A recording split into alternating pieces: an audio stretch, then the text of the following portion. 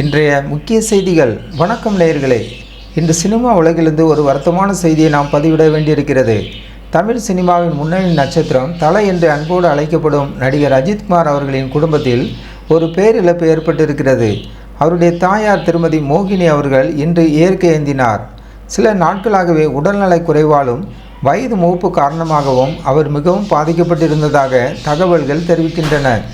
இன்று சிகிச்சை பலனின்றி தனது 84வது வயதில் அவர் காலமானார். ஒரு மகனாக அஜித்குமார் அவர்களது தனது தாயாரின் மீது மிகுந்த பாசம் கொண்டவர் என்பது நாம் அனைவரும் அறிந்ததே.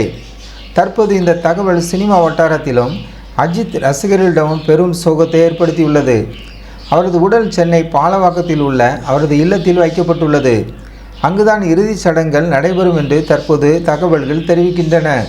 திரையுலக பிரபலங்களும் அஜித் ரசிகர்களும் தங்களது ஆழ்ந்த இரங்கலை தெரிவித்து வருகின்றனர். கடந்த 2023ஆம் ஆண்டு மார்ச் மாதம் அஜித்குமாரின் தந்தை PS மணி என்கின்ற P சுப்பிரமணியம் அவர்கள் தனது 85வது வயதில் காலமானார். தந்தை மறைந்த 2 ஆண்டுகள் கூட ஆகாத நிலையில் தற்போது தாயாரையும் அஜித் அவர்கள் இழந்திருப்பது அந்த குடும்பத்திற்கு பெரும் துயரத்தை தந்திருக்கிறது. வெள்ளித்திரை நாயனாக இருந்தாலும் தனிப்பட்ட வாழ்க்கையில் தாயின் பாசத்திற்கு ஏங்கும் ஒரு மகனாக அஜித்குமார் இருக்கிறார்.